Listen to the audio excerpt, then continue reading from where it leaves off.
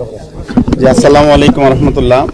সম্মানিত উপস্থিতি, আমরা আজকে ত্রয়োদশ জাতীয় সংসদ নির্বাচনকে সামনে রেখে কুমিল্লা 4 দেবিদ্বার আসনে বাংলাদেশ জামাত ইসলামীর সম্মানিত আমির ডাক্তার শফিকুর রহমানের নেতৃত্বে যে ইসলামী দল এবং দেশপ্রেমিক সমমনা রাজনৈতিক দলগুলোকে নিয়ে যে জোট গঠন করা হয়েছে, সেই জোটের পক্ষ থেকে কুমিল্লা 4 দেবিদ্বার আসনে এনসিপির মনোনীত প্রার্থী, জুলাই আন্দোলনের সম্মুখ সারির নেতা এবং এনসিপির দক্ষিণাঞ্চলীয় মুখ্য সংগঠক হাসনাত আবদুল্লাহ মনোনয়নপত্র আমরা জমা দিয়েছি।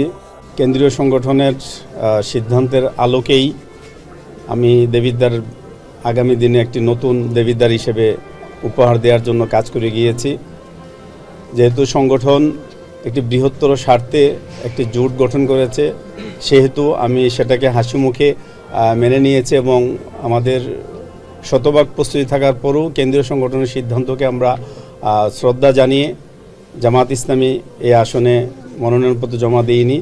তো আমরা আমাদের এই জোটের মনোনীত প্রার্থী হাসনাত আবদুল্লাহকে বিজয়ী করার জন্য কেন্দ্রীয় সংগঠনের নির্দেশনার আলোকে আমাদের সকল দায়িত্বশীল এবং কর্মী যারা বিগত সময়ে দাঁড়িপাল্লা প্রতীককে বিজয়ী করার জন্য আপনারা কাজ করেছেন, আমি আশা করব আমাকে যেভাবে আপনারা গ্রহণ করে নিয়েছেন, আমাদের প্রিয় ভাই হাসনাত আবদুল্লাহকেও আপনারা সেভাবে গ্রহণ করে নেবেন এবং আগামী দিনে একটি সমৃদ্ধ বাংলাদেশ বিনির্মাণের ক্ষেত্রে আপনারা ভূমিকা পালন করবেন। পাশাপাশি আমি আপনাদের পাশে আছি দেবিদ্বারের প্রশ্নে এবং ন্যায় ও ইনসাফ ভিত্তিক সমাজ গঠনের প্রশ্নে।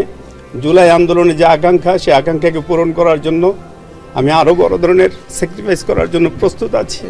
আপনারা আমার জন্য দোয়া করবেন, আমি যেন আপনাদের সাথে থেকে আগামী দিনে আমাদের এই প্রিয় দেবিদ্বারের মানুষের যে আকাঙ্ক্ষা আমাদেরকে ঘিরে তৈরি হয়েছে, সেই আকাঙ্ক্ষার অংশীদার যেন আমিও হতে পারি, সকলের কাছে সেই প্রত্যাশা কামনা করছি এবং আগামী দিনে দেশ এবং জাতির স্বার্থে ত্রয়োদশ জাতীয় সংসদ নির্বাচন যেন ইসলামের পক্ষে এবং একটি সমৃদ্ধ ইনসাফভিত্তিক সমাজ বিনির্মাণের ক্ষেত্রে আমরা সবাই কাজ করতে পারি, আমি সেই প্রত্যাশা ব্যক্ত করছি। আসসালামু আলাইকুম রহমতুল্লাহ।